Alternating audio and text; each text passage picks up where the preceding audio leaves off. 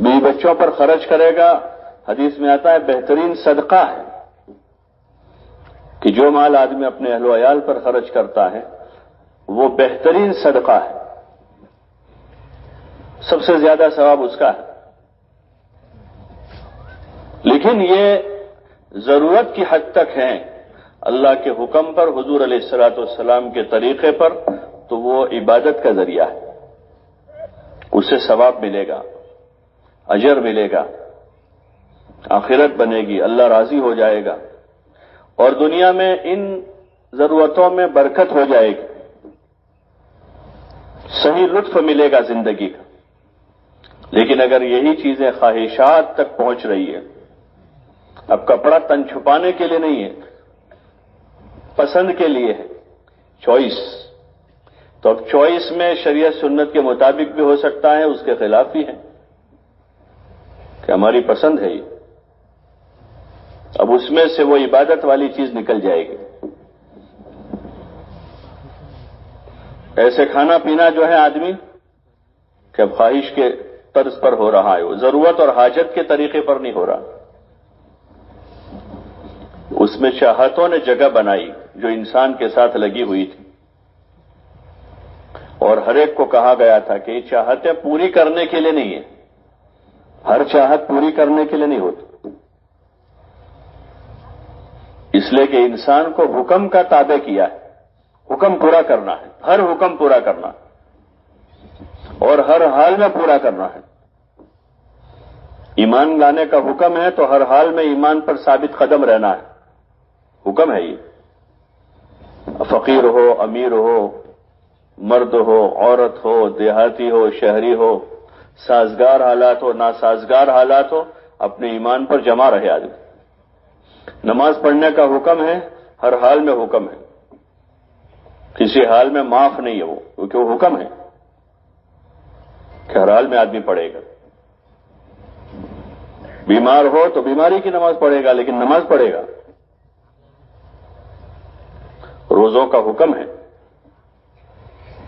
جتنے اوامر و احکام ہیں اللہ کی طرف سے ملے ہوئے ان کو ہر حال میں پورا کرنے کا حکم ہے کہ کسی حال میں ترک نہیں اس کا، کہ فرائض ہے یہ۔ لیکن جو چاہتے ہیں ان کو توڑنے کا حکم ہے، چاہتوں کو کیا کرنا ہے، اس لیے روزوں میں اس کی مشق کروائی جاتی ہے، رمضان کے روزوں میں، کہ چاہتے توڑ دو۔ اب حلال جائز چاہتے ہیں کھانا کھانا، حلال کھانا، اپنی کمائی کا، گھر میں پکا ہوا، کوئی اس میں ناجائز چیز نہیں، لیکن پھر بھی کہا کہ ابھی رک جاؤ، اپنی بیوی ہے، حق میں کیا تھا، لیکن اب رمضان آیا، کہا کہ روزے کی حالت میں بیوی سے صحبت نہیں کرے گا، رک جائے گا۔ چاہتوں کو توڑنے کی ایک مشق ہے یہ کہ حلال سے بھی اس وقت روکا ہے تاکہ حرام سے رکنے کی اس کو مشق ہو جائے، کہ حلال کھانا سے رکا ہوا ہے، حلال بیوی سے رکا ہوا ہے، تو اب یہ سال بھر، زندگی بھر حرام سے رک جاوے، ناجائز لقمہ نہ اٹھاوے، غلط غذا نہ کھاوے، کسی پر غلط نظر نہ اٹھاوے۔ یہاں رمضان میں اپنی بیوی کو بھی شہوت کی نظر سے دیکھنے کو منع کر دیا، ایک مشق کروائی جا رہی ہے اس میں۔ یہ حکم ہے، حکم پورے کرنے کے لیے، اور چاہتے توڑنے کے لیے، وہ پوری کرنے کے لیے نہیں ہوتی، یہ دنیا ہے۔ ہاں، جنت چاہت پوری کرنے کی جگہ ہے، جنت، وہاں کوئی شریعت سنت نہیں، چاہتے پوری کرو، اور دنیا میں شریعت سنت ہے، ہر کام میں، اٹھنا بیٹھنا، چلنا پھرنا، سونا جاگنا، کھانا پینا، ہر ایک پابند ہے یہاں پر، کوئی بھی یہاں آزاد نہیں ہے۔ انبیاء علیہ السلام بھی آزاد نہیں تھے، ان کو بھی پابند کیا گیا تھا۔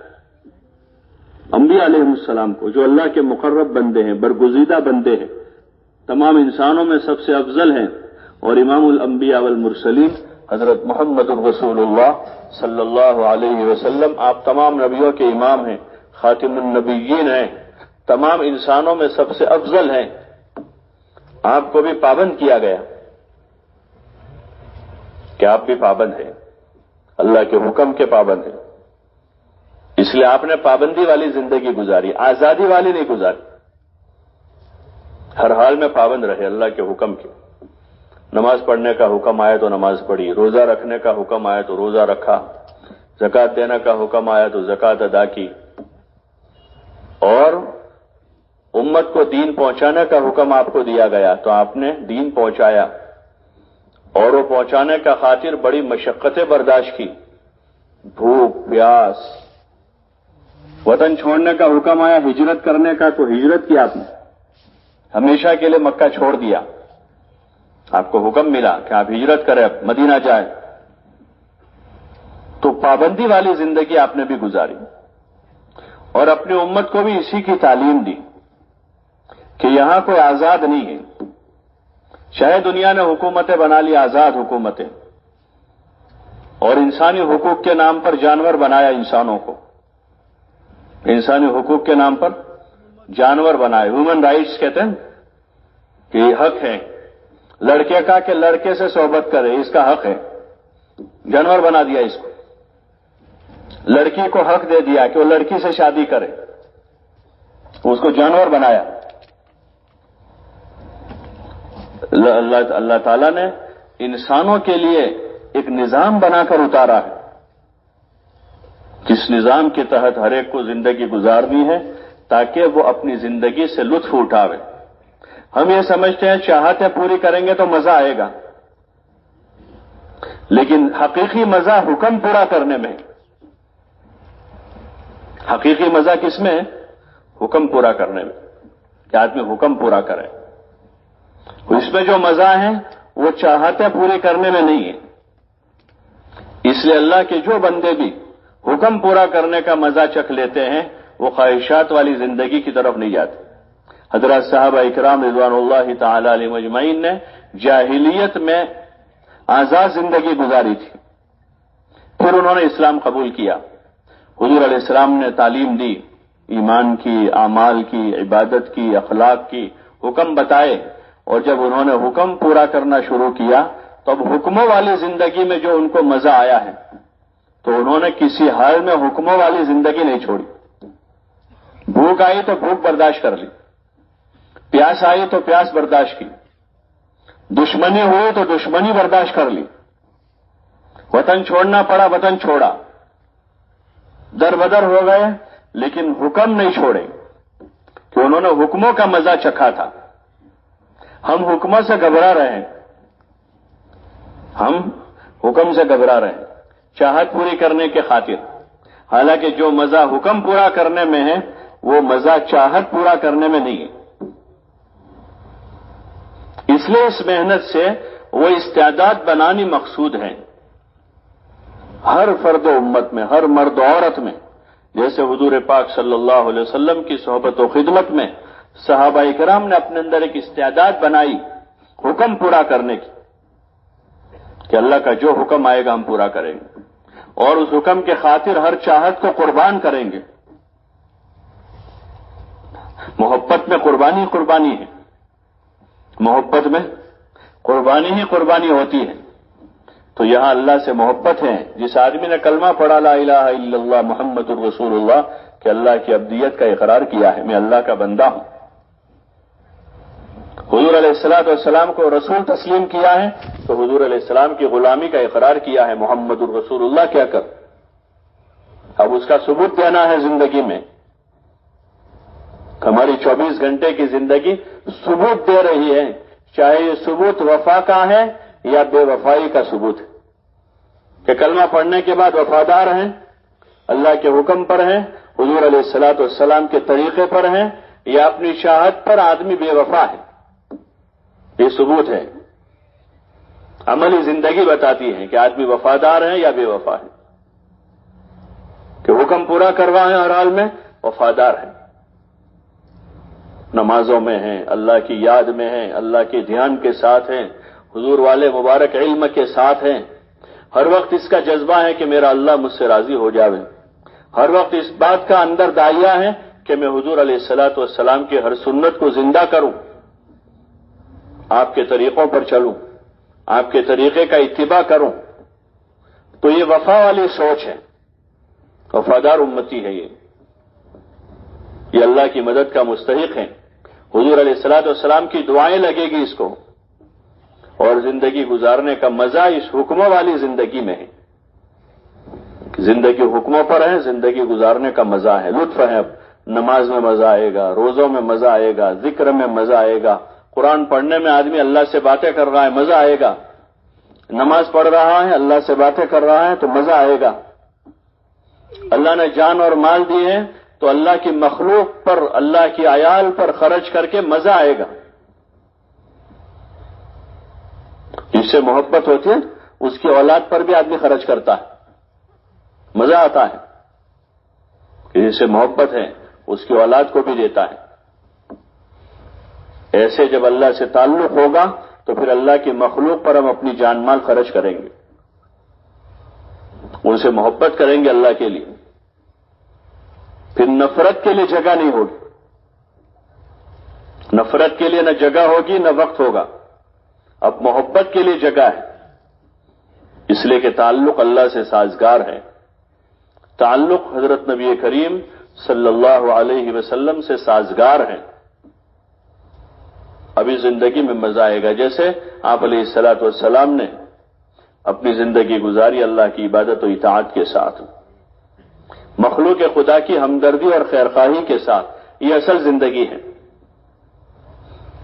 اپنا کھانا پینا تو جانور بھی کر لیتا ہے، اپنی روزی روٹی اس کے لیے دوڑ دھوپ کر کے وہ جانور بھی کر لیتا ہے. پھر انسان اور اس میں کیا فرق ہے؟ انسان میں اور اس میں کیا فرق ہے کہ انسان اپنی ذات سے اللہ کے حکموں کو پہچانتے ہوئے حکم پر زندگی گزارتا ہے اور ہر حال میں پابند رہتا ہے. ہر حال میں، چاہے فقر میں ہے تو فقر میں پابند ہے، اور غنا میں ہے تو غنا میں بھی پابند ہے. یہ چیزیں کامیابی ناکامی کا معیار نہیں. یہ چیزیں آزمائش دونوں حال میں ہے. کوئی آدمی مالدار ہو گیا تو کامیاب ہو گیا، اس کے بعد سرٹیفکیٹ آ گیا کامیابی کا؟ نہیں ہے. اور کوئی آدمی غریب ہو گیا تو وہ ناکام ہو گیا، کوئی اس کے پاس سرٹیفکیٹ ہے تم فیل ہو گئے، ایسی بات نہیں ہے. یہ تو اللہ کی تقسیم ہے، اللہ کی تقسیم ہے. روزی اللہ کی تقسیم ہے. کسی کو زیادہ دی ہے، کسی کو کم دیتا ہے، کسی کو بے محنت دے دیتا ہے، کسی کو خوب محنت کے بعد کچھ نہیں ملتا. کسی پاگل کے مقدر میں کروڑوں ہیں اور کسی عقل مند کی مقدر میں لاکھوں نہیں ہیں. اللہ کی تقسیم ہے وہ تو، اور تقدیر کی ہے روزی. اس لیے حدیث میں آتا ہے الرزق مقسوم والحریص محروم. جمعہ کے خطبے میں امام صاحب پڑھتے ہیں کہ روزی تقسیم ہے، لالچی محروم ہے. لالچی محروم ہوگا، اور روزی تو تقسیم ہے، جس کی مقدر میں جو لکھی ہے اسے مل کے رہے گی. اسے بہت سو کو بے محنت مل جاتی ہے، بے محنت کوئی کام نہیں کیا، وہ کروڑ پتی پیدا ہوا ہے، پیدا ہی کروڑ پتی ہوا. ارے ہوتا نہیں ہوتا ایسا، کروڑ پتی پیدا ہوا. اور بعضے وہ ہوتے ہیں کہ کروڑ پتی پیدا ہوئے تھے لیکن زندگی میں فقیری لکھی ہوئی تھی. زندگی میں کیا لکھا تھا؟ فقر تھا. تو بعد میں عمر ہونے کے بعد، بالغ ہونے کے بعد وہ کروڑ پتی نہیں بچا. ایسے اسباب پیدا ہو گئے کہ مال ہاتھ سے چلا گیا. فضائل صدقات میں حضرت شیخ رحمۃ اللہ علیہ نے بہت سارے قصے لکھے ایسے. اس لیے اصل چیز پر ہماری توجہ ہونی چاہیے.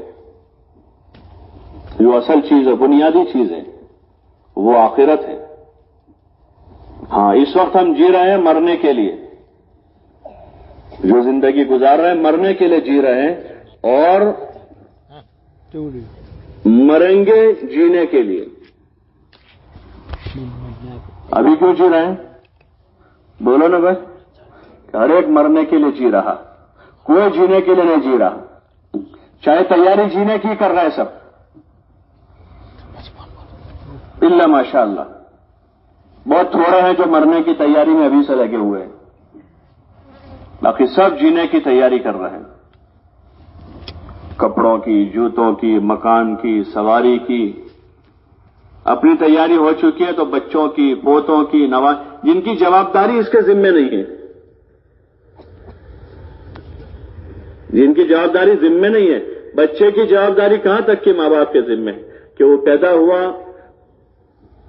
اچھا نام رکھے, اچھی تعلیم تربیت کرے اس کی, اس کو کھلاوے پلاوے پہناوے, بالغ ہو گیا اس کا نکاح کرا دیں, جوابداری پوری ہو گئی. نکاح کرا دے, جوابداری پوری ہو گئی. جوابداری کیا ہے آدمی کے ذمے کہ وہ اپنی آخرت بناوے. آدمی کے ذمے جواز کہ موت کے آخری سانس تک مسلمان بن کے رہے, یہ جوابداری ہے. لا تموتن الا وانتم مسلمون, کہ تمہیں موت نہ آوے مگر اس حال میں کہ تم پکے سچے مسلمان رہو, یہ جوابداری ہے. انسان کے ذمے جوابداری ہے کہ پکا سچا مسلمان بن کے رہے. ادخلوا فی السلم کافہ, یہ جوابداری ہے. او ایمان والو, اسلام میں پورے داخل ہو جاؤ, یہ ہر ایک کے ذمہ جوابداری ہے کہ اسلام میں پورا داخل ہو کے رہے. آدھا تیتر آدھا بٹیر نہیں, اس کی کوئی ویلیو نہیں ہے, اس کی کوئی ویلیو نہیں, بلکہ ان پر عذاب ہے اللہ کا. جیسے یہودیوں نے کیا پیچھے کہ دین میں احکامات میں سے جو چیزیں اچھی لگی لے لی, اور جو چیزیں بھاری پڑتی تھی اس کو چھوڑ دی. آدھا لے لیا آدھا چھوڑ دیا. ٹھیک ہے بھائی, نماز صلات تو اچھی چیز ہے, حج عمرے بھی اچھی چیز ہے, لیکن سنت کے مطابق زندگی گزارنا, شادی بیاہ میں, خوشی غمی میں اللہ کے حکم کو حضور کے طریقے پر پورا کرنا, کہ وہ اچھا نہیں لگتا, وہ اچھا نہیں لگ رہا ہے. کلچر, معاشرت حضور والی اچھی نہیں لگ رہی ہے.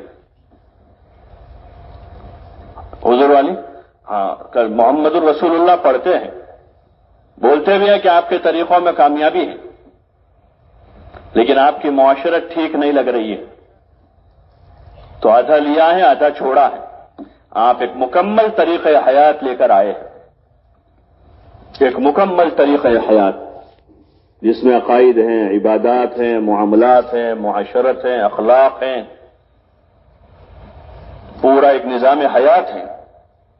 اس پورے نظام حیات سے محبت کرنا کہ میرے محبوب کا طریقہ ہے, اور اسی میں میری کامیابی ہے. اور پھر اس نظام حیات کو اپنے بس سے پوری کوشش کر کے اپنی زندگی میں داخل کرنا, جس کا ہر انسان مکلف ہے, جس کا حکم دیا گیا ہے. اس میں کسی کا کوئی عذر نہیں چلے گا. جوان بیٹے کا عذر نہیں چلے گا کہ میرے ابا نے داڑھی نہیں رکھنے دی مجھے. باشعور شوہر کا عذر نہیں چلے گا کہ میری بیوی کو حضور والا لباس پسند نہیں تھا. اور ایک عقل مند عورت کا یہ عذر نہیں چلے گا کہ میرا شوہر مجھے پردہ نہیں کرنے دیتا تھا, اس کا عذر نہیں چلے گا. یہ لا طاعت لمخلوق فی معصیت الخالق, کہ اللہ کی معصیت میں کسی مخلوق کی اطاعت جائز نہیں ہے. جوان بیٹے کے لیے باپ کی اطاعت جائز نہیں ہے. اس میں اگر وہ اس کو بے دینی کا حکم کرے وہ نہیں کرے گا. جوان بیوی کو اپنے شوہر کی اطاعت جائز نہیں ہے. اگر وہ اس کو غلط راستے پر لے جا رہا ہے اس کو منع کر دے گی کہ میں نہیں کر سکتی ہوں یہ کام میرے محبوب کے طریقے کے خلاف ہے, یہ اللہ کی مرضی کے خلاف ہے. ایک نوکر کو اگر اس کا سیٹ نماز سے روک رہا ہے وہ نہیں روک سکتا ہے. یہ اللہ کا حکم ہے, فرض ہے اس کے اوپر. سب سے پہلے اللہ کا حق ہے, پہلا حق اللہ کا ہے کہ اس اللہ پر ایمان لایا جاوے, اس کے ساتھ کسی کو شریک نہ کریں اور اسی اللہ کی عبادت کریں. یہ اللہ کا حق ہے, اس میں کسی کو رکاوٹ بننے کی گنجائش نہیں ہے. اور اس بھائی کا عذر نہیں چلے گا کہ جاب پر سے چھٹی نہیں ملتی تھی، جاب پر سے چھٹی نہیں ملی، ایسی جاب کیوں کرے جس میں نماز نہ ہو رہی ہو؟ پہلے جاب تو نماز ہے، وظیفہ تو وہی ہے زندگی کا، وما خلقت الجن والانس الا لیعبدون، کہ ہم نے جنات و انسان کو صرف اور صرف عبادت کے واسطے پیدا کیا ہے، اور عبادت میں اہم ترین عبادت نماز ہے، جو 5 وقت ہر عاقل بالغ مسلمان مرد عورت پر اللہ پاک نے فرض کی ہے، جس کو ہر حال میں پڑھنے کا حکم دیا ہے۔ تندرست ہے تو تندرست والی نماز باجماعت مسجد جا کر آدمی ادا کرے، اور بیمار ہے تو بیماری کی نماز کا حکم بتایا ہے، مقیم ہے تو مقیم کی نماز کا حکم ہے، مسافر ہے تو سفر کی نماز کا حکم بتایا ہے۔ وظیفہ حیات ہے یہ تو، اس کا عذر چلے گا نہیں قیامت، اور کسی کو کسی کے لیے رکاوٹ بننے کی گنجائش نہیں ہے۔ ہر انسان کے ذمے ہے، اپنی ذات سے وہ مکلف ہے، عاقل بالغ ہے وہ مکلف ہے، اس کو اپنے آپ کو دین پر چلنے کی مشق کرنی ہے۔ نہیں چلا جا رہا ہے کوشش کرے گا، نہیں چلا جا رہا اور کوشش کرے گا، کوشش کرتے کرتے دنیا سے جائے گا، وہ کوشش کسی حال میں نہیں چھوڑے گا۔ وہ حالات سازگار ہیں تو سازگار حالات میں اللہ کی عبادت کرے گا، شکر کے ساتھ کرے گا کہ اللہ تیرا شکر ہے، روزی روٹی کا انتظام ہے، صحت تندرستی اچھی ہے، شکر گزار بنے گا۔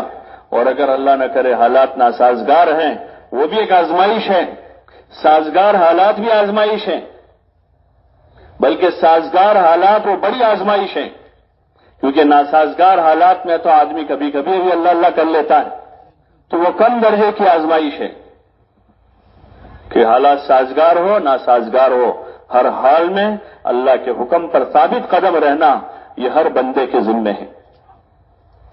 اور صرف اتنا نہیں کہ آدمی حکموں پر ثابت قدم رہے گا تو اس کو کچھ نہیں ملے گا، بلکہ دنیا میں اس کی برکتیں ظاہر ہوگی۔ جن مسائل کے خاطر لوگ حکم چھوڑ رہے ہیں، ان مسائل کا حل حکم چھوڑنے میں نہیں ہے، حکم پورا کرنے میں ہے۔ کہ اگر آدمی ایمان پر جمع رہا تو ایمان والوں کے ساتھ مدد کا وعدہ ہے، آدمی عبادت پر ثابت قدم رہا تو عبادت کے ساتھ زندگی میں برکت کا وعدہ ہے، کہ نماز سے روزی کی تنگی دور ہو جاتی ہے، اللہ کی یاد میں لگنے سے آدمی ہر وقت اللہ کے ساتھ ہوتا ہے، اللہ اس کے ساتھ ہوتا ہے، اللہ کی مدد نصرت ساتھ ہوتی ہے، جس کے ساتھ اللہ ہے اللہ کی پوری طاقت و قدرت اس کے ساتھ ہے۔ اس لیے پہلی ذمہ داری ہے کہ اپنی ذات سے آدمی حکموں پر جمع رہے، ثابت قدم رہے، نماز پر، روزوں پر، اور عبادت کے ساتھ ساتھ حضور والی مبارک معاشرت پر۔ ہاں، یہ عذر چلے گا نہیں آدمی کہ ہمارے زمانے میں لوگ ایسا کرتے تھے ہم کیا کریں، اب یہ نا آج کل لوگ کہ ہم کیا کریں، ایسا ہی ماحول ہو گیا ہے، اسکولوں میں ایسا ماحول بن گیا ہے، اور محلوں میں ایسی فضا بن گئی ہے۔ آدمی انتظام کرتا ہے، جن چیزوں کا خطرہ محسوس کرتا ہے اس خطرے سے آدمی بچنے کا انتظام خود کرتا ہے۔ جس کے پاس جتنی طاقت قوت ہے اتنا آدمی انتظام کرتا ہے۔ گرمی کا موسم آتا ہے تو گرمی سے بچنے کا ہر آدمی انتظام کرتا ہے۔ غریب آدمی پنکھا لگاتا ہے، متوسط آدمی کولر لگا لیتا ہے، مالدار آدمی اے سی لگاتا ہے، انتظام کیا۔ کوئی ایسا نہیں کہتا کیا کرے گرمی بہت ہے، کیا کرے بہت گرمی ہے، کیا کرے بہت گرمی ہے، بلکہ ہر آدمی اپنے بس کا انتظام کرتا ہے، اپنے آپ کو گرمی سے بچاتا ہے۔ سردی کا موسم آتا ہے، آدمی اپنے آپ کو سردی سے بچاتا ہے۔ کاروبار میں حالات آتے ہیں، ہر آدمی اپنے بس کی کوشش کرتا ہے۔ ایسے جو ماحول بنا ہے حضور علیہ الصلوۃ والسلام کے طریقے کے خلاف کا، زندگیوں میں، گھروں میں، معاشرے میں، شادیوں میں، خوشی غمی میں، تو عذر چلے گا نہیں۔ کیا کرے، سماج میں سب ایسا ہو گیا تھا، بچے مانتے نہیں تھے، عورتیں سنتی نہیں تھی، کسی کا وہ عذر نہیں چلے گا۔ اللہ تعالیٰ نے ذمہ دار بنایا ہے، قوا انفسکم واہلیکم نارا، اے ایمان والو اپنے آپ کو، اپنے گھر والوں کو جہنم کے عذاب سے بچاؤ، یہ فرض ہے۔ حضرت علی رضی اللہ عنہ فرماتے ہیں علموہم الدین، یعنی ان کو دین سکھاؤ تو جہنم سے بچیں گے۔ کہ پہلے دن سے آدمی اس کوشش میں لگے، اس بنیاد پر آدمی کسی جگہ پر رہے، اس بنیاد پر کسی محلے میں آدمی رہے کہ یہاں دینی ماحول ہے، یہاں مکتب مدرسہ ہے، یہاں مسجد قریب میں ہے، یہ بنیاد اور اساس ہے اسلام کی۔ फैसिलिटी बुनियाद नहीं है इस्लाम में। जब अल्लाह के हुक्म पर आएंगे तो खुदा अपने आप राहें खोलेगा। माल दौलत बुनियाद नहीं है, बुनियाद दीन है। मक्का में दुश्वारियां थी तो अल्लाह ताला ने हिजरत का हुक्म दिया, मदीना भेजा। उस मदीना में भेजा जहां कारोबार नहीं थे। इनकी तिजारतें मक्के में थी, इनके घर मक्के में थे, इनकी जायदादें मक्के में थी, लेकिन इनको दीन ईमान के खातिर हुक्म दिया। पहले हबशा की हिजरत का हुक्म दिया उनको, एक काफिला हबशा गया। फिर उसके बाद कुछ सालों के बाद ये दूसरी हिजरत का हुक्म आया और उस हिजरत में जो है हुजूर अलैहिस्सलातु वस्सलाम और सहाबा ने मक्का मुकर्रमा, जो उनका वतन था, बाप दादा का वतन था, जहां उनके कारोबार थे, जहां उनके मकानात थे, जहां उनकी जायदादें थी, वो सब कुछ छोड़ छाड़ कर उनको इस तरह से हिजरत करवाई कि इनके पास कुछ न बचा। लिल फुक़राइल मुहाजिरीन, के फकीर हो गए सब, और हिजरत करवाई दीन के खातिर कि दीन बचाना है, ईमान बचाना है, अमाल बचाने हैं, अखलाक बचाने हैं, आखिरत बचानी है। दुनिया आज है कल नहीं है, थोड़ी जाएगी बहुत ज्यादा आ जाएगी। हमारी बुनियाद ये नहीं है, बुनियाद हमारी दीन है कि जिस मोहल्ले में, जिस बस्ती में दीनी माहौल है, दीनी फिजा अगर नहीं है तो फिर हम कोशिश करेंगे ये जो मस्जिदवार जमात की मेहनत है, उसी की मेहनत है कि मोहल्ले में दीनी फिजा बने, लोगों की फिक्र दीन की तरफ बताओ। इस वक्त फिक्र सबकी दुनिया है। हां, दुनिया गालिब है, हद से ज्यादा गालिब है, जरूरतों से ज्यादा चाहतें गालिब है। जिसके पास घर अपना है वो भी और मजीद सोच रहा है घर के बारे में, जिसके पास खाना है वो मजीद खाने का ही सोच रहा है, जिसके पास कपड़ा है और कपड़ा ही सोच रहा है। वो तो इसलिए बिठाया कि भाई किसी एक नमाज के बाद सर जोड़कर बैठ जावे, जरा अपने दीन को भी सोच लें, अपनी हिदायत को भी सोच लें, अपनी आखिरत को भी सोच लें, अपनी जन्नत को भी सोच लें। ये कोई अक्लमंदी है कि सुबह से शाम तक, शाम से फिर सुबह तक दुकान, कारोबार, खेती, और फिर उससे फारिग हो गए तो अब वक्त बचाए तो लहव लाइब में लग जाएंगे, लायानी में लग जाएंगे, खेलकूद में लग जाएंगे। क्या यही जिंदगी का मकसद था? जिंदगी का मकसद आखिरत है कि आखिरत बन जावे, अल्लाह राजी हो जावे। इसलिए ऐसे कामों में मशगूल होने को सोचना है कि जिन कामों से अल्लाह राजी हो जाता। कि मस्जिद में आने वाले 25-50 लोग मिलजुल कर बैठे कि अभी 200 आदमी मस्जिद के बाहर है, अभी 500 आदमी मस्जिद के बाहर है, कि वो सब के सब अल्लाह के घर में आकर अल्लाह की इबादत करने वाले कैसे बन जावे। एक एक के पास जाएंगे, सब हमारे भाई हैं, हर कलमा गो भाई हैं। असल तो पूरी उम्मत की फिक्र थी कि जमीन पर बसने वाला हर इंसान, चाहे उसने कलमा पढ़ा हो या न पढ़ा हो, वो अल्लाह का बंदा है, हुजूर अलैहिस्सलाम का उम्मती है। हम मस्जिद की सतह से सोचकर इनके पास जावे, कम से कम कलमा गो भाइयों के पास तो चले जावे, जो हमारे भाई हैं, हुजूर के उम्मती हैं, अल्लाह के बंदे हैं, और अपना फारिग वक्त इसमें लगावें, बजाय चौकों पर, चौराहों पर, चौपालों पर, दुकानों पर। देखें आप, जरा सोचा, गौर करें, अपने ऊपर भी गौर करें कि हमारा वक्त कहां जा रहा है। हमारा जो वक्त है, ठीक है कारोबार कर ले आप, 6 घंटे नहीं 8 घंटे करें। अल्लाह ने 8 घंटे करने को नहीं कहा है, अल्लाह ने न 8 घंटे को कहा है, न 6 घंटे का कहा है। अल्लाह ने तो बहाना करने को कहा था कि भाई किसान जरा जमीन में बहाना कर दे, गल्ला हम उगाएंगे, ताजिर जरा दुकान खोल के बहाना कर दे, नफा हम करेंगे। उसको थोड़ा कहा था सुबह से लेकर रात तक बनियों की तरह दुकान पर बैठा रहे। वो तो बेईमान है, उसको यकीन नहीं अपने खुदा पर, अपने अल्लाह पर रिस्क का यकीन नहीं है, इसलिए उसने अपना एक निजाम बनाया है। मदीने के बाजार को सुने, पढ़ें जरा कि मदीना मुनव्वरा में सहाबा ने भी बाजार लगाया था। वो बाजार ऐसा नहीं था।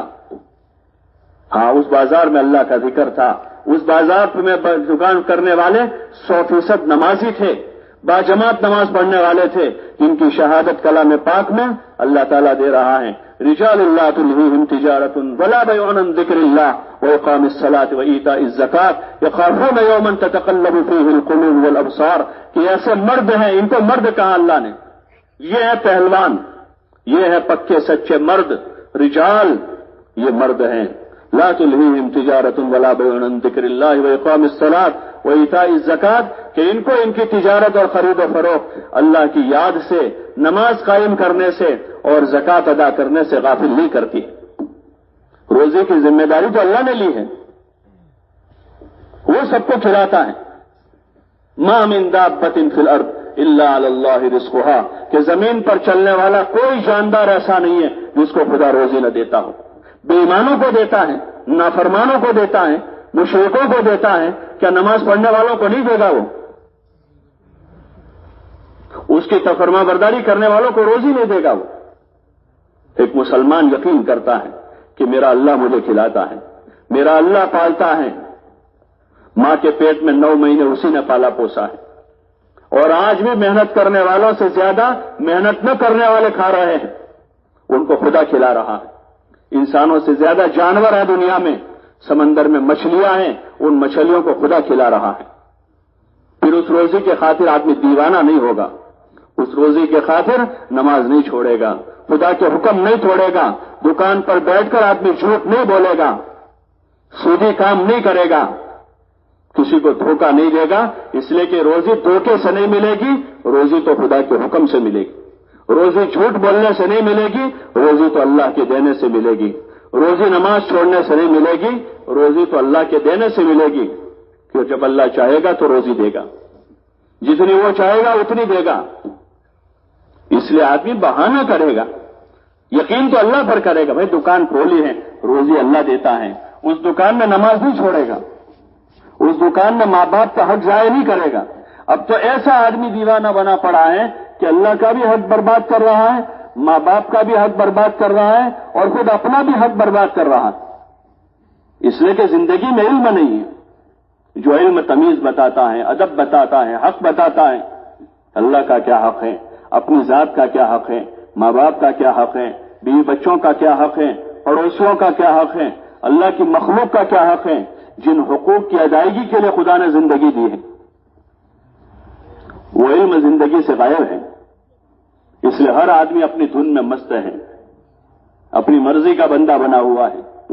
اس زندگی سے نکل کر ایک عبادت و اطاعت والی، فرما برداری والی زندگی زندہ ہو، اس کے لیے ہر مسجد میں جن کو اللہ نے توفیق دی، سمجھ بوجھ دی ہے، وہ اب جماعتیں بنا کر ایک ایک کے پاس جاویں، ہمدردی کے ساتھ، خیرخواہی کے ساتھ جاویں۔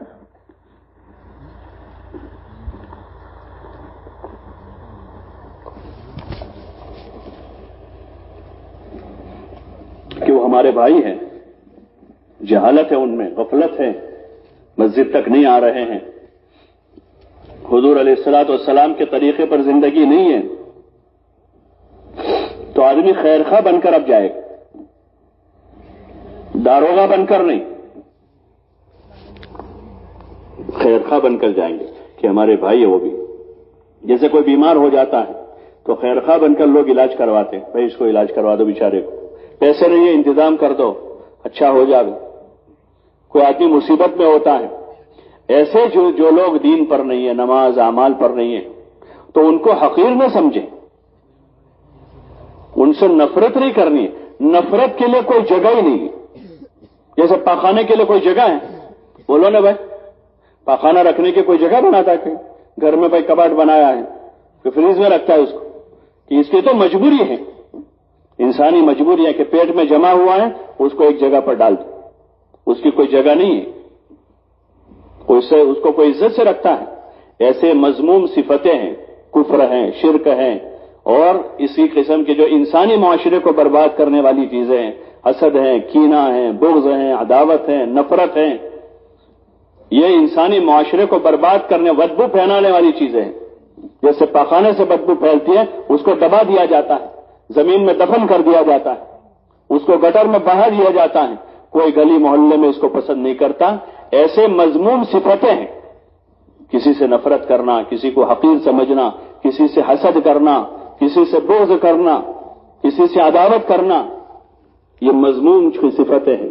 ان ساری چیزوں کو ختم کر کے بھائی بھائی بن کر، جس کا حکم دیا حضور پاک صلی اللہ علیہ وسلم، فرمایا کونوا عباد اللہ اخوانا، کہ اللہ کے بندے اور آپس کے بھائی بن جاؤ۔ اس ہمدردی اور خیر خواہی کو لے کر اپنے گلی محلے میں ایک ایک مسلمان کے پاس جانا، اس لیے کہ دین کی محبت دلوں میں نہیں ہے، اس لیے دین لے کر جاتے ہیں تو زیادہ لوگ پسند نہیں کرتے. ایسا ہوتا ہے، جس چیز کی محبت نہیں ہوتی اس کی لاری لے کر آتا ہے نا آدمی گلی میں، تو کوئی لیتا ہے اس سے، ارے بولو نا بھائی، تو اس چیز کی چاہت نہیں ہے، طلب نہیں ہے اندر، تو اس کو بہت چلانا پڑتا ہے، بڑی آوازیں لگاتا ہے، بھائی صاحب لے لو، سستا مال لے لو. ارے آتے نہیں آتے، لوگوں میں طلب پیدا کرتا ہے، وہ طلب پیدا کرتا ہے وہ. تو پھر کوئی ایک آتا ہے، کوئی دو لے جاتے ہیں، تین آتے ہیں، چار آتے ہیں، دھیرے دھیرے اس کے مال کی کھپت ہوتی ہے. ایسے اس وقت دلوں میں اللہ رسول کی محبت نہیں ہے، کم ہے، حکموں کی محبت نہیں ہے، چاہتوں کی محبت غالب ہے. نماز روزوں کی محبت کے مقابلے میں جی کی چاہتوں کی محبت ہے. اللہ رسول کی محبت کے مقابلے میں اپنی چاہتوں کی محبت غالب ہے. ان کے پاس خیرخواہی کیسے لے کر جانا ہے؟ اللہ سے مانگ کر، دعا کر کے کہ اللہ ہم جا رہے ہیں تو ہماری مدد فرما دے. موسیٰ علیہ السلام کو بھیجا فرعون کے پاس جس کے دل میں دین کی محبت نہیں تھی. موسیٰ علیہ السلام کو حکم دیا کہ جاؤ، تو موسیٰ علیہ السلام نے دعا مانگی، مدد کی، تعاون کی، ہر قسم کی، کہ میری مدد فرما دے، میرے بھائی کو ساتھ کر دے، اور دعا مانگی اللہ تعالیٰ سے. تو دعائیں مانگ کر پھر روزانہ 2-2 3-3 کی جماعتیں بنا کر اپنی بستی کے گھر گھر جانا. اور جو ہمارے بنیادی چیزیں ہیں، ایمان، اعمال، اخلاق، آخرت، اس کو گھر گھر جا کر بولنا ہے. جو 6 صفات ہیں نا تبلیغ میں، 6 صفات، ایمان، نماز، علم اور ذکر، اکرام مسلم، اخلاص نیت اور دین کی محنت کے لیے راہ خدا میں نکلنا، کہ ان کے فضائل گھر گھر جا کر بولنے ہیں، تاکہ لوگوں کے دلوں میں اس کی عظمت پیدا ہو، اور بولتے بولتے ہمارے دلوں میں بھی اس کی حقیقت پیدا ہو جائے. ابھی ہم بھی بول تو رہے ہیں لیکن حقیقت دل میں نہیں ہے. بولتے بولتے ہمارے دلوں میں اس کی حقیقت آ جاوے، اور لوگوں کے درمیان میں اس کو بولتے بولتے لوگوں کے دلوں میں اس کی عظمت پیدا ہو، ایمان، اعمال کی، علم کی، اخلاق کی، دین کی نسبت پر راہ خدا میں نکلنے کی. گھر گھر جانا، ایک ایک کے پاس پہنچنا ہے، اس کی دعوت دینی ہے. یہ بہت بڑی بات ہے. کوئی اگر آدمی کر رہا ہے تو بڑا کام کر رہا ہے. وَمَنْ أَحْسَنُ قَوْلًا مِّمَّنْ دَعَا إِلَى اللَّهِ وَعَمِلَ صَالِحًا وَقَالَ إِنَّنِي مِنَ الْمُسْلِمِينَ.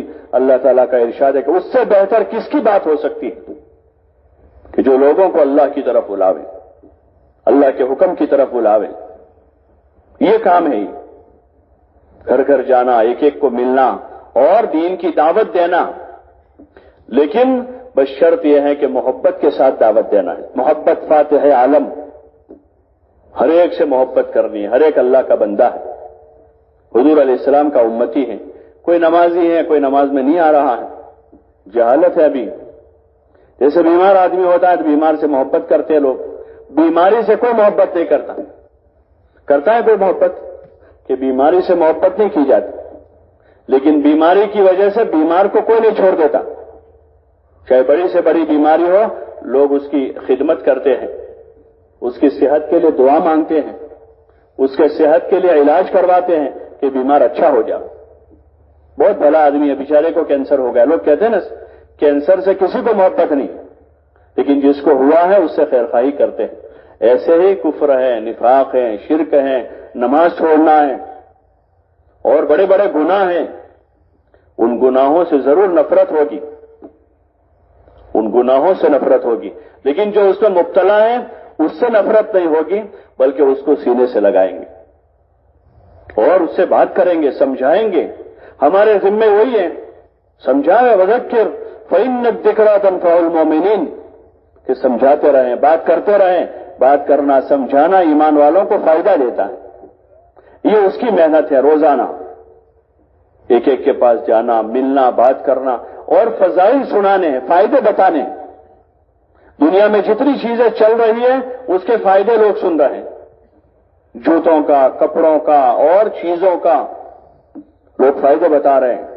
کاٹن والے کاٹن کا فائدہ بتا رہے ہیں، پولیسٹر والے پولیسٹر کا فائدہ بتا رہے ہیں، جوتے والا جوتے کا فائدہ بتا، لوہے والا لوہے کا فائدہ بتا رہا ہے، مٹی والا مٹی کا فائدہ بتا رہا ہے، اور منہ بھر کے بتا رہے ہیں کیونکہ اس کے پیچھے نفع نظر آ رہا ہے۔ ایسے دین کے اعمال کا فائدہ بتانا ہے، ہاں نماز کا فائدہ بتانا، ایمان کا فائدہ بتانا ہے، اللہ کی رحمتوں سمجھانے کا اللہ بڑا مہربان ہے، رحمت بھیجنے والا ہے، روزی دینے والا ہے، اس اللہ سے جوڑنا ہے، اس کے لیے وہ باتیں کرنی ہیں۔ لیکن ہم وہ باتیں اس وقت کریں گے جب وہ باتیں سنیں گے، وہ باتیں سنیں گے۔ اس کے لیے فضائل کے حلقے لگائے کہ ہر کسی ایک نماز کے بعد مسجد میں فضائل کا حلقہ لگے، 15 منٹ 20 منٹ آدھا گھنٹہ، نماز، ذکر، تلاوت، دعوت، روزہ، زکوٰۃ، حج، اس کے فضائل پڑھے جاوے اور آپ صلی اللہ علیہ وسلم کی مبارک باتیں سنی جاوے، اللہ کی آیتیں ہیں اور اس کے ترجمے ہیں۔ اس میں نماز کی کتاب میں قرآن نماز سے متعلق کتنی آیتیں حضرت شیخ نے نقل کی ہیں، زکوٰۃ کے باب میں زکوٰۃ اور صدقات خیرات کی آیات، حج کے باب میں حج کی آیات اور اس کے فضائل ہیں، ذکر کے باب میں ذکر کی آیات اور اس کے فضائل ہیں۔ اس کے جتنے فضائل سنیں گے وہ ہم بولیں گے، آدمی جو سنتا ہے وہ بولتا ہے۔ اب ہم 24 گھنٹے کی اپنی زندگی دیکھیں کہ ہم کیا سن رہے ہیں، ہمارے کانوں کے راستے سے اندر کیا جا رہا ہے، کانوں کے راستے سے دنیا اندر جا رہی ہے، تیری میری جا رہی ہے، لایانی جا رہی ہے اندر، تو پھر آدمی وہی بولتا ہے۔ اس سے اچھا خاصا سمجھدار آدمی، نمازی آدمی مسجد کی صف میں کھڑا ہے تو ایسا لگ رہا ہے کتنا پارسا آدمی ہے، یہ کتنا نیک آدمی ہے، لیکن باہر نکل کر دوستوں کی محفل میں بیٹھتا ہے تو ایسی گالیاں بکتا ہے، شیطان شرما جاوے اس سے، کیونکہ وہی سنا ہے اس نے، وہی سنا ہے۔ یہ نہیں سنا کہ سباب المسلم فسق، کہ مسلمان کو گالی دینا فسق ہے، یہ فاسق کا کام ہے گالی دینا، وقتالہ کفر، اور اس کو قتل کرنا کفر ہے۔ آدمی گالی دے رہا ہے، ماں بہن کی گالی دے رہا ہے، مسجد میں کھڑا رہنے والا، اس لیے کہ گالیاں سنی ہے بچپن سے، وہ بھی گالی دے رہا ہے اور بدتمیزی کر رہا ہے، بد اخلاقی کر رہا ہے۔ ہاں ایک برا معاشرہ ہے جس کو اسلام نے پسند نہیں کیا ہے، جس میں گالی گلوچ ہو، تیری میری ہو، غیبت ہو، کسی کی آبرو پر عزت پر حملہ ہو رہا ہو، کسی کی جان پر حملہ ہے، کسی کے مال پر حملہ ہے۔ ایک پاکیزہ ماحول تیار کرنے کے لیے مسجد میں فضائل کے حلقے قائم کریں کہ جس میں ایمان کے فضائل ہیں، نماز کے فضائل ہیں، ذکر کے فضائل ہیں، قرآن کے فضائل ہیں، اور فضائل صدقات میں صدقات اور زکوٰۃ اور مسلمانوں کے ساتھ حسن سلوک، والدین کے ساتھ حسن سلوک اور رشتہ داروں کے ساتھ صلہ رحمی اور اس کے فضائل ہیں۔ زیادہ سے زیادہ وقت ہمارا اس میں گزرے، گھر کے ماحول میں بھی تعلیم کا حلقہ قائم کریں تاکہ ہم ایمان اعمال اور ان چیزوں کے فضائل کو سن کر اپنے اندر سے وہ غلط جذبات کو ختم کریں۔ بے ایمانی کے جذبات ہیں، گناہوں کے جذبات ہیں، بڑا بننے کا جذبہ ہے، فسادی بننے کا جذبہ ہے، یہ برے جذبات ہیں۔ گھر کے ماحول میں بھی بچوں کو لے کر بیٹھے ہیں۔ ہاں ہمارے ذمہ فرض ہے یہ، قوا انفسکم واہلیکم نارا، اپنے آپ کو اور اپنے گھر والوں کو جہنم کے عذاب سے بچاؤ، ان کو دین سکھانا ہوگا، یہ والدین کے ذمہ ہے۔ گھر کا ایک ماحول بنایا جاوے جس ماحول میں نماز ہے، صبح شام اللہ کا ذکر ہے، جس ماحول میں خدمت ہے کہ چھوٹے بڑوں کی خدمت کر رہے ہیں، بڑے چھوٹوں کی تربیت کر رہے ہیں، شفقت کے ساتھ، محبت کے ساتھ۔ گھر کے ماحول میں سنت والی زندگی کا اتباع ہے، ہاں کہ گھر کے ماحول میں سنتیں زندہ ہو رہی ہوں، کھانے کے وقت کھانے کی سنتیں ہیں، سونے کے وقت سونے کی سنتیں ہیں، لباس کی سنت ہے۔ گھر کی معاشرت میں دین لانا ہے، اسی پر دین کا بقا ہے، استحکام ہے، وہ مضبوط ہوگا کہ معاشرت میں دین ہے، وہ دین باقی رہے گا۔ اور اگر معاشرت میں دین نہیں ہے تو پھر جو عقائد و ایمان کا دین ہے وہ اس راستے سے بہ جائے گا۔ علماء نے لکھا ہے کہ سب سے پہلے آدمی کا ذہن مرتد ہوتا ہے، ارتداد جو ہے ارتداد ذہنی جس کو کہتے ہیں، آدمی کا ذہن مرتد ہو جاتا ہے۔ اسلام اور حضور صلی اللہ علیہ وسلم کے طریقے اچھے نہیں لگتے، ذہنی طور پر آدمی اس کو قبول نہیں کرتا، یار اس میں تو ایسا ہو تو کیسا ہے، اس میں کیا حرج ہے، اس کو ایسے کرنا چاہیے، دیکھو فلاں ملک میں کیسا ہے، دیکھو فلاں قوم میں کیسا ہے، حالانکہ وہ حضور کے طریقے کے خلاف والے ملک ہیں، وہ قوم حضور کے دشمن ہے، اور آدمی ذہنی اعتبار سے ایسی باتیں شروع کر دیتا ہے، یہ ذہن مرتد ہے، یہ ذہنی ارتداد ہے۔ پھر وہ ارتداد معاشرت پر منتقل ہوتا ہے۔ ہاں اب آدمی کے کپڑے بدلتے ہیں، آدمی کے کیا بدلتے ہیں؟ کپڑے پہلے اندر بدلتے ہیں پھر باہر بدلتے ہیں، پہلے کہاں بدلتے ہیں؟ اندر کے کپڑے تھے اندر کے وہ پہلے بدلتے ہیں، کیونکہ اس میں کوئی دیکھتا نہیں ہے اور اندر سے اچھا لگتا ہے، وہ جی کی چاہت ہے، وہ جی کی چاہت ہے، اور پھر اوپر سے آدمی بدلتا ہے اور معاشرت بدلتے ہیں، گھر بدلا، لباس بدلا، شادی بیاہ کا طریقہ بدلا۔ اب جس بستی میں رہ رہا تھا وہ بستی بھی اچھی نہیں لگتی، اب جس بستی میں رہتا تھا وہ بستی بھی اچھی نہیں لگتی ہے جہاں دادا رہے تھے، ابا رہے تھے، اور وجہ دین نہیں ہے کہ بھئی ایک تو وجہ یہ ہے کہ آدمی جس بستی میں بے دینی غالب ہے، نماز کا ماحول نہیں ہے، بچوں کی تعلیم تربیت کا کوئی نظام نہیں ہے، یہ تو محمود چیز ہے کہ آدمی اس نسبت سے کسی جگہ جاتا ہے کہ جہاں پر بھئی نماز کے لیے مسجد قریب ہے، بچوں کی تعلیم تربیت کا مکتب قریب ہے، محلے میں ماحول نماز کا، دین ایمان کا ہے، عورتوں میں پردہ ہے۔ لیکن ایک وجہ یہ ہے کہ یہاں بیکورڈ لوگ ہیں۔ کیسے لوگ ہیں؟ کہ بیکورڈ لوگ ہیں، تو وہی پرانی باتیں کرتے ہیں، نماز صلات کی، روزے کی باتیں کرتے رہتے ہیں، اور وہی سنت والی زندگی کی بات کرتے ہیں۔ ان کو پتہ نہیں دنیا چاند پر جا رہی ہے، واپس آئے تو پوچھنا ان کو کیا ہے وہاں۔ ہاں یہ ذہن بدل گیا ہے اور اچھی علامت نہیں ہے، یہ علامت اچھی نہیں ہے۔ اس لیے کہا گیا کہ گھروں میں تعلیم کر کے حضور علیہ الصلوۃ والسلام کی محبت گھر والوں کے دلوں میں پیدا کی جائے۔ جب آپ سے محبت پیدا ہوگی تو پھر اس گھر میں آپ کے طریقے زندہ ہوں گے۔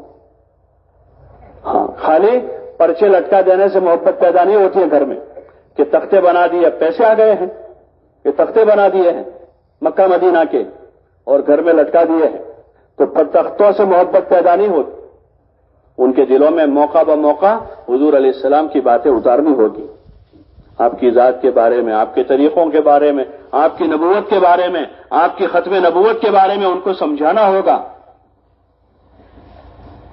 آپ کی سنتوں کے فائدے بتانے ہوں گے، اور اس کے لیے جو پہلی جماعت جنہوں نے صحابہ کا اتباع کیا وہ صحابہ کی جماعت ہے، اس جماعت کے واقعات ان کو سنانے ہوں گے کہ دیکھو ابوبکر صدیق رضی اللہ عنہ کہ انہوں نے حضور علیہ الصلوۃ والسلام کے ہاتھ میں ہاتھ دے کر کیسے قربانیاں دی ہیں، اس ابوبکر کی بیٹی سیدہ عائشہ رضی اللہ عنہ جو حضور علیہ السلام کے نکاح میں آئی، حضور علیہ السلام کی زوجہ محترمہ بنی ہے، اور انہوں نے حضور علیہ السلام کی زوجیت میں کیسی زندگی گزاری ہے، کیسا اسلام پر عمل کیا، کیسا علم سیکھا۔ وہ حضور علیہ السلام کی بیٹی حضرت فاطمہ رضی اللہ عنہ جو دنیا کی تمام بیٹیوں سے افضل ہیں، جنت کی عورتوں کی سردار ہیں، جن کے پاس بہت سارے مواقع تھے دنیا میں عیش و عشرت کی زندگی گزارنے کے، لیکن آپ علیہ الصلوۃ والسلام نے ان کو عیش و عشرت کا سبق نہیں سکھایا، اپنی بیٹی سے محبت کا اظہار اس طرح نہیں کیا کہ اپنی بیٹی کو عیش و عشرت کی زندگی گزروا دیں، اس کو من پسند کپڑے دلا دیں اور من پسند ان کے زیور دلا دیں اور اس کی پسند کی اس کو زندگی کی اجازت دے دیں، بلکہ آپ علیہ الصلوۃ والسلام نے اپنی بیٹی کو بھی اللہ کے حکم کا پابند کیا، اپنی بیٹی کو جو جنت کی عورتوں کی سردار ہیں، حسنین کی ماں ہیں، حضرت علی جو چوتھے خلیفہ ہیں ان کی بیوی ہے، اور سب سے بڑی نسبت ہے کہ حضور صلی اللہ علیہ وسلم کی بیٹی ہے۔ آپ فرما رہے ہیں کہ فاطمہ میرے جگر کا ٹکڑا ہے، اس فاطمہ کو بھی حضور صلی اللہ علیہ وسلم نے اللہ کے حکم کا پابند کیا کہ وہ اللہ کے حکم کی پابند ہے، اور اس فاطمہ سے آپ فرما رہے ہیں کہ فاطمہ قبر میں حسب نسب نہیں چلے گا، قبر جو ہے وہ عمل کی صندوق ہے، وہاں جو عمل لے کر جائے گا اس کا عمل اسے کام دے گا وہاں۔ یہ سبق اپنی بیٹیوں کو پڑھایا آپ نے، اور خواہشات کی زندگی کا رخ ان کو نہیں کرنے دیا، بلکہ فقر و فاقہ کے ساتھ زندگی گزاری۔ ان کے قصے مشہور ہیں، ان کے فاقوں کے، ان کے فقر کے، ان کی سادگی کے۔ یہ سبق اپنی بیٹیوں کو پڑھانے ہیں، ان کے اندر یہ جذبات بنانے ہیں۔ ہاں، حضور علیہ السلام نے حضرت علی سے ان کا نکاح کیا۔ حضرت علی فقراء صحابہ میں سے ہیں، اپنی بیٹی تھی، جگر کا ٹکڑا ہے۔ آپ خود فرما رہے ہیں کہ فاطمہ میرے جگر کا ٹکڑا ہے، وہ جگر کا ٹکڑا آپ نے ایک فقیر صحابی کو دیا۔ حضرت علی رضی اللہ عنہ کے پاس مہر کے پیسے نہیں تھے، رہنے کا ان کا گھر نہیں تھا اپنا، ان کے پاس اپنا گھر بسانے کے برتن نہیں تھے، تو آپ صلی اللہ علیہ وسلم نے ان کو چند برتن دیے جس سے انہوں نے اپنا گھر آباد کیا۔ اپنی بیٹیوں کو یہ سکھانا ہے کہ اللہ کی نظر میں دین محمود ہے، اصل دین ہے، دنیا کچھ نہیں ہے، آج ہے کل نہیں ہے۔ ان کو یہ سمجھانا ہے، بیٹیوں کو، بہوؤں کو، گھر کی عورتوں کو یہ سبق پڑھانے کے لیے ان کے قصے حکایت صحابہ میں حضرت شیخ نے جمع کیے کہ امت کی عورتوں میں یہ جذبات بنے جو جذبات ان کے اندر تھے، ان کے اندر سادگی کا جذبہ بنے، عبادت کا ذوق پیدا ہو، حضور صلی اللہ علیہ وسلم کی سنت کے اتباع کا شوق پیدا ہو کہ یہ بیٹیاں گھر میں رہ کر اللہ کو راضی کریں۔ یہ حضرت فاطمہ اور حضرت عائشہ، حضرت زینب اور رقیہ اور ام کلثوم رضوان اللہ تعالی علیہم اجمعین، جن سے خدا راضی ہو گیا اور جن کو دنیا میں بشارت مل گئی جنت تک پہنچنے کی، یہ ان کا اتباع کریں۔ ہم ان کو کس رخ پر لے جا رہے ہیں؟ ہمارے کیا عزائم ہیں؟ بیٹی کو کالج بھیج کر باپ کیا چاہ رہا ہے؟ اس کے کیا ارمان ہے اندر سے؟ یہ اس کو ہاسٹل میں ٹھہرا کر کیا کرنا چاہ رہا ہے؟ کچھ عقل ٹھکانے ہیں؟ کوئی غیرت زندہ ہے اندر کسی باپ کی جو کسی غیرت مند باپ میں، مسلمان نہیں، کسی غیرت مند باپ میں آج سے 50 سال پہلے، 30 سال پہلے کوئی غیرت ہوا کرتی تھی جو اپنی بیٹی کو، جوان بیٹی کو تنہا چھوڑ کر وہ گھر میں اس کو تنہا نہیں چھوڑتا تھا، آج اس بیٹی کو ہاسٹل میں چھوڑ رہا ہے، اس کو کسی یونیورسٹی کے میدان میں آوارگی کروا رہا ہے۔ کیا سوچ ہے یہ؟ کچھ غیرت نام کی کوئی چیز بچی یا نہیں بچی ہے؟ اس کی تو روزی روٹی خدا نے اس کے ذمہ نہیں کی ہے، اس کی روزی روٹی اس کے باپ کے ذمہ ہے، نکاح ہو جائے گا اس کے شوہر کے ذمہ ہے، اس کی تو اپنی روزی کا ذمہ خدا نے اس کو نہیں دیا ہے۔ ایک نظام بنا کر دنیا کے انسانوں کو دیا تھا، مردوں کے ذمہ کو ذمہ داریاں کی تھی، عورتوں کے ذمہ کو ذمہ داریاں کی تھی، اور دونوں کو اپنی ذمہ داریوں کا پابند کر کے انسانی معاشرے کو دنیا میں جنت بنایا تھا کہ ایک دوسروں کے حق ادا کرے، اور پھر یہ آگے جا کر جب اپنی عمر کو پہنچے تو یہ کسی کی نیک بیوی کے روپ میں، اور جب اس کے دامن میں، اس کی گود میں اولاد ہو جائے تو ایک اچھی تربیت کرنے والی ماں کے انداز میں یہ اپنی اولاد کی تربیت کر رہی ہو، اور یہ اللہ کی زمین پر اللہ کی عبادت و اطاعت کے ساتھ زندگی گزار کر اللہ کو راضی کرتے ہوئے جنت میں داخل ہو رہی ہو۔ یہ اس کو سبق سکھایا تھا، اور اس کو اس کے سبجیکٹ پڑھانے کے تھے۔ سب کہہ رہے ہیں کہ ایجوکیشن ضروری ہے، بہت ضروری ہے، کوئی انکار نہیں کر سکتا ایجوکیشن سے، لیکن کون سا ایجوکیشن ضروری ہے؟ جو گھر برباد کر دے، جو معاشرے کو جانور بنا دے، جو جنگل سے زیادہ خطرناک نظام شہروں میں قائم کر دے، ایسا ایجوکیشن ضروری ہے؟ وہ ایجوکیشن ایمان کا تھا، وہ ایجوکیشن تقوی کا تھا، وہ ایجوکیشن صبر اور شکر کا تھا، تو کم روزی میں بھی گھر اچھے چل جاتے تھے۔ بیٹیاں خوش تھی کہ ان کو ان کی ماں نے صبر سکھائی تھی، ان کی ماں نے ان کو صبر کا سبجیکٹ سائنس اور میتھ سے زیادہ اچھا پڑھایا تھا، تو وہ چٹنی روٹی کھا کر بھی خوش تھی۔ لیکن جب سے ماؤں نے ان کو صبر اور شکر پڑھانا چھوڑ دیا اور ان کو کسی ہاسٹل کی زینت بنا کر ان کو سائنس اور میتھس پڑھا کر ان کو ناشکرا بنا دیا، تب سے بیٹیاں جو ہے دنیا میں ذلیل ہو گئی۔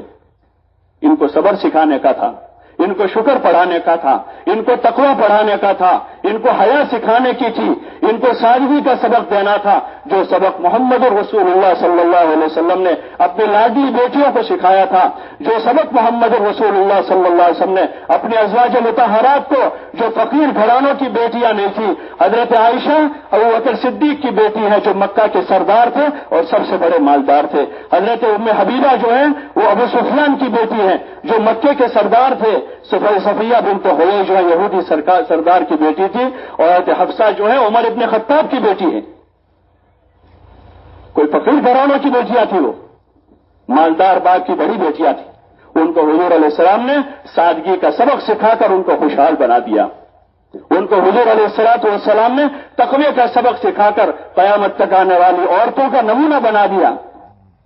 اور ہم کس رخ پر جا رہے ہیں؟ جن کو بچپن سے کلمہ ملا تھا، جن کا دادا ایمان والا تھا، جن کا پردادا ایمان والا تھا، جن کے کسی کا دادا عالم تھا، کسی کا دادا دائی تھا، آج اس کی پوتی کسی ہاسٹل کی زینت بن رہی ہے۔ شرم کرنے کی بات ہے، شرم کی بات ہے یہ۔ اس کو تو عبادت سکھانے کی تھی، اس کو تقوی سکھانے کا تھا، اس کو بہترین بہو بنانے کی تھی، اس کو ایک بہترین ماں بنانے کی تھی۔ اب وہ بہترین بہو تو رہی نہیں، یہ بہترین ماں نہیں رہی، چاہے کچھ بھی بن گئی ہو۔ گھر کی تعلیم سے مقصود ہے کہ ان کے اندر حیا آوے، ان کے اندر شرم آوے، ان کے اندر ماں باپ کی، بھائی بہنوں کی تمیز آوے۔ یہ ایسی غیرت مند عورت ہو کہ جس کی زندگی سے اس کے بھائیوں کا سر شرم سے نیچے نہ جھکے کبھی۔ یہ ایسی زندگی گزارے کہ اس کے باپ کو کبھی محلے میں شرم کی وجہ سے سر نیچا نہ کرنا پڑے۔ اس کو گھر کے ماحول میں سکھانا ہے۔ جو جذبات ہمارے وہ منتقل، وہ قصور ان کا نہیں ہے، قصور ہمارا ہے، ہمارے ہی جذبات وہی ہے، وہ ہمارے جذبات ہے جو ہو رہا ہے۔ وہ جس دن ہمارے جذبات ہوں گے کہ ہماری بیٹیاں ایمان والی بنے، تقوی والی بنے، صبر والی بنے، شکر والی بنے، یہ اللہ کی بندی اور حضور علیہ السلام کی نمائندی بنے، تو پھر وہ چیزیں ان کے اندر منتقل ہو، اسی فکر کے ساتھ ان کی تربیت ہوگی، ان کو تقوی سکھائیں گے۔ تقدیر لکھی جا چکی ہے اور اس پر وہ قلم خشک ہو چکا ہے، کوئی کسی کی تقدیر نہیں بدل سکتا ہے، تو پھر کیوں ان کے راستے پر جانا ہے؟ ہم ان کو وہ چیز دیں جو اللہ نے ہمیں ان کو دینے کو کہا ہے۔ اپنے گھر کے ماحول میں تربیت کا نظام بناویں، جوان بیٹیوں کو گھر میں رکھیں، خود بھی پردے کا اہتمام کرنے کی ضرورت ہے۔ جیسے پردہ عورتوں پر ہے ایسے پردہ مردوں پر بھی ہے۔ مردوں سے بھی کہا کہ نظریں جھکائیں، غیر محرم کے ساتھ اختلاط نہ کریں۔ جو غیر محرم چاہے رشتہ دار ہے، وہ چچازاد بہن ہے، خالازاد بہن ہے، پھوپھیزاد بہن ہے، ماموزاد، جن بہنوں سے رشتہ جائز ہے وہ بہن ہی نہیں ہے، وہ تو عرف میں اس کو بہن کہا جاتا ہے۔ جس کے ساتھ شادی جائز ہے ان سے پردہ کرنے کو کہا ہے کہ ہم بھی اپنی معاشرت میں پردہ لاویں۔ 50 سال، 60 سال، 70 سال، 80 سال کی تبلیغ ہو گئی ہمارے گاؤں دیہاتوں میں، 80 سال ہو گئے، اور اس کے ساتھ اللہ کا فضل ہے، علم بھی ملا، مدرسے کھلے، مکاتب بنے ہیں۔ اس کی محنت کا یہی مقصد تھا۔ مولانا الیاس صاحب رحمۃ اللہ علیہ سے پوچھا کیا چاہتے ہیں آپ؟ تو فرمایا احیاء جمیع ما جاء بہ النبی صلی اللہ علیہ وسلم، حضور علیہ السلام جن چیزوں کو لے کر آئے ہیں ان سب چیزوں کو زندہ کرنا چاہتا ہوں۔ آپ ایمان بھی لائے ہیں، آپ عبادت بھی لائے ہیں، آپ حسن معاشرت بھی لائے ہیں، آپ حسن اخلاق اور حسن معاملات بھی لائے ہیں۔ ہماری نیتوں میں جس دن یہ چیزیں ہوگی کہ اس محنت سے مقصود ہماری ذاتی زندگیوں میں اور ہمارے گھروں میں پورا دین لانا ہے، کہ پورا دین آوے، ہماری معاشرت میں ہم دین داخل کریں۔ پردے کے ہم بھی مکلف ہیں کہ کسی اجنبی عورت سے ہم بات نہیں کر سکتے۔ یہ جو بہنیں جو میں نے شمار کروائی وہ بہنیں نہیں ہیں، وہ تو عرف میں بہن کہا جاتا ہے اس کو، ورنہ اس سے تو نکاح چاہیے، وہ تو بیوی بنے گی، کل کو نکاح ہو گیا تو بیوی بن جائے گی، عرف میں بہن کہتے ہیں، لیکن وہ بہن نہیں ہے، اس سے پردہ ہے۔ اپنے ماحول میں اس کی کوشش کریں گے۔ تعلیم کے راستے سے استعداد پیدا ہوگی، جب گھروں میں فضائل کی تعلیم ہوگی دین کی سمجھ بڑھے گی، شعور بیدار ہوگا اور استعداد پیدا ہوگی دین پر چلنے کی۔ اس لیے گھر گھر میں تعلیم زندہ کریں، محلے کے ایک ایک گھر میں تعلیم شروع ہو، اس کے لیے مسجد کی جماعت کی سطح سے وہاں جا کر فکر کریں، اور اپنے قرب و جوار میں جا کر جہاں لوگ ابھی پوری طرح سے مانوس نہیں ہیں، جن کو غلط فہمیاں ہیں، ان کی غلط فہمیوں کو ہم اپنی خدمت سے، اپنے اخلاق سے، اپنی اچھی باتوں سے دور کرنے کی کوشش کریں گے، دوسرے گشتوں کے ذریعے سے وہاں محنت کریں گے، اور قرب و جوار کے جو دیہات ہیں 20، 25، 50، 100 کلومیٹر، وہاں 3 دن کی جماعتیں بھیج کر اسی ترتیب پر وہاں کام کرتے ہوئے ہمارے قرب و جوار میں بھی 100% ایمان، اعمال، اخلاق، فکر آخرت لوگوں کی بڑھے، اس لائن سے کوشش کریں گے۔ ہم اپنے بس اتنے مکلف ہیں کہ ہم اپنے بس کا کام کر لیں، ہم اپنے بس کی کوشش کر لیں، اپنی نیت صحیح کر لیں، اپنا طریقہ صحیح کریں محنت میں، اور اپنے بس کی قربانی دے دیں، پھر ہدایت اللہ کے ہاتھ میں۔ جو اللہ اندھیرے میں سے اجالا نکالتا ہے صبح کو، وہی اللہ ان ظلمتوں میں سے ہدایت کا سورج شروع کرے گا۔ ہم نہیں کریں گے، اللہ کرے گا، لیکن ہمارے جذبات تو ہوں، ہمارے کچھ ارادے تو ہیں، اور اس کے لیے جو ترتیب اللہ نے نبیوں کے ذریعے سے بتلائی ہے، اس ترتیب پر کچھ محنت کی شکل بنائیں گے تو پھر یہ بے دینی اور یہ جہالت اپنے آپ چھٹے گی، اللہ اسے دور کر دے گا۔ اس لیے آپ حضرات سے گزارش ہے، ابھی کچھ وقت آپ کو دے رہے ہیں، تھوڑا موقع دے رہے ہیں اس وقت کہ بیٹھ کر آپس میں ترتیب بناویں کہ روزانہ اپنی مسجد کے ان اعمال میں ہمیں ایک ذمہ دار شہری ہونے کی حیثیت سے، ایک ذمہ دار نمازی ہونے کی حیثیت سے ہم اپنی مسجد کی جماعت کے ساتھ مشورے میں، تعلیم میں شرکت کریں گے، اور روزانہ جتنا فارغ وقت ہے 2.5 گھنٹے تو ایک نئے آدمی کے لیے ہے کہ ایک نیا آدمی آیا ہے، اس کو 2.5 گھنٹے سے شروعات کرتے ہیں، ورنہ ان میں تو اکثر وقت لگے ہوئے ہیں، 4 مہینے چلے آپ حضرات نے لگائے ہیں۔ جتنا زائد وقت ہے ہمارے پاس اپنے کاروبار، اپنے آرام کام کاج کے بعد کا جو زائد وقت ہے، کسی کے پاس 3 گھنٹے ہیں، کسی کے پاس 4 گھنٹے ہیں، بہت سے وہ ہیں جو بالکل فارغ ہیں، روزانہ 8-10 گھنٹے لگا سکتے ہیں اپنی مسجد میں۔ ان ملاقاتوں کا، گشتوں کا جو نظام ہے، ان تقاضوں کو پورا کرنے کے لیے روزانہ 2.5 گھنٹے کم از کم، ورنہ جتنا 3 گھنٹے، 5 گھنٹے، 6 گھنٹے ہیں، اس کا نظام بناویں، اور جیسا بھی میں نے عرض کیا، گھر گھر جا کر ایک ایک فرد سے ملاقات کر کے ان کو سمجھانا اور پھر ان کو تیار کر کے راہ خدا میں لے جانے کی ترتیب بناویں۔ اس کے لیے ہر مہینے کے اپنے 3 دن کا ہفتہ طے کریں، روزانہ کے وقت کے لیے 3 گھنٹے، 4 گھنٹے، کم از کم 2.5 گھنٹے کا وقت طے کریں، اور ماہانہ 3 دن کا اپنا ہفتہ طے کریں، اور سالانہ 4 مہینے یا کم از کم 1 چلہ ہر سال لگانے کے لیے اپنا مہینہ طے کریں۔ تھوڑی دیر بیٹھ کر آپس میں عزائم کرنے ہیں، ابھی حلقے وائز آپ کو پکاریں گے، جن حلقوں کے نام پکارے جائیں وہ مسجد وائز بیٹھ کر 10 منٹ کا یہ کام ہے۔ بیان اس لیے جلدی، ابھی تو عصر کی نماز کب ہے؟ نماز کتنے بجے کی؟ 5 بجے نماز ہے، 1 گھنٹہ اور 12-13 منٹ باقی ہے۔ ضرورت سے فارغ ہونے کے لیے آپ کو 15-20 منٹ کافی ہے، اور اتنا وقت ہے اس لیے ہے کہ اس وقت آپ عزائم کریں، عزائم کرو گے، ارادے کرو گے، اللہ سے مانگو گے تو اللہ آگے کی راہیں کھول دے گا۔ اب تک جو ہم سے سستی ہوئی ہے، دین کی محنت کے معاملے میں غفلت ہوئی ہے، توبہ کریں، اللہ سے معافی مانگیں، اور آئندہ کے لیے اچھا سے اچھا عزم کریں۔ اس لیے آپ حضرات سے گزارش ہے، جیسے ابھی تک بیٹھے ہیں تھوڑی دیر صبر کر لیں، ابھی آپ کو حلقے وائز بٹھاتے ہیں، بیٹھ کر مسجد وائز بیٹھ کر اپنے عزائم کریں، اور اپنا وقت روزانہ کا، ماہانہ 3 دن کا ہفتہ، اور سالانہ خروج کا اپنا مہینہ طے کر کے پھر اس کے بعد اپنی ضروریات سے فارغ ہوں۔ اس لیے ابھی شروع پر بیٹھ جاؤ، ابھی تو اور کوئی نہ اٹھے۔